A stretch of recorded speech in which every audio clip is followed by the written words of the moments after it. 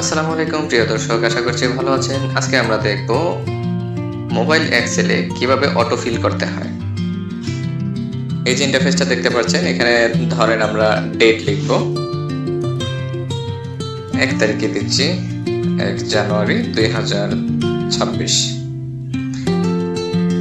এখন হচ্ছে আমরা যদি এখানটাতে ধরে এটা কিভাবে টান দিই, অটো ফিল হলো না, কিন্তু এটা কিভাবে করব চলেন দেখে নিচ্ছি। আমরা প্রথমে এখানে ক্লিক করব, তারপরে আরো একটা ক্লিক করব।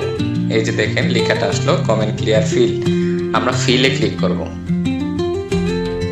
ফিলে ক্লিক করার পর এই যে দেখেন কর্নার গুলো আসছে স্কয়ার স্কয়ার। নিচের দিকে যে কর্নারটা আছে ডান পাশে স্কয়ার শেপে, এইটাতে ধরে আমরা নিচের দিকে টান দিব। এই যে দেখেন পাশে দেখাচ্ছে আমাদের অটো ফিল হচ্ছে। এই ছেড়ে দিলাম, এই যে দেখেন 1 2 3 4 5 6 এরকম করে পুরোটা চলে আসছে।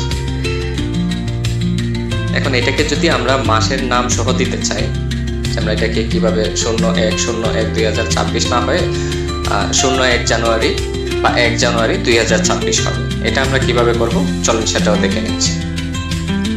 আমরা প্রথমে উপরে ক্লিক করব, তারপরে নিচের দিকে যাব, আমরা নাম্বার ফরম্যাটের ডান পাশের অ্যারোতে ক্লিক করব।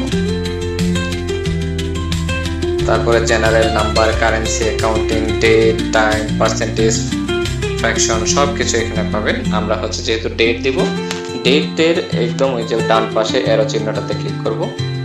এই যে 14 মার্চ 2012 এটা ক্লিক করে দিলাম। এই যে দেখেন 1 জানুয়ারি 2026 হয়ে গেছে। এখন এটাকেও যদি আমরা ফিল করতে চাই একইভাবে এখানে আরেকটা ক্লিক করব, ক্লিক করে এই যে ফিলে ক্লিক করব, তারপরে এই স্কয়ারটাতে ধরে আমরা নিচের দিকে টেনে দিব। এই যে হয়ে গেল 1 জানুয়ারি 2 জানুয়ারি এরকম ভাবে হয়ে গেল। পরবর্তী ভিডিওতে আমরা দেখবো এভাবে হচ্ছে এই পাশে ডেট দিলে কিভাবে এখানে অটোমেটিক্যালি ডে ফাংশন চলে আসবে, ডে ফাংশনটা কিভাবে সিলেক্ট করতে হয়। Thank you.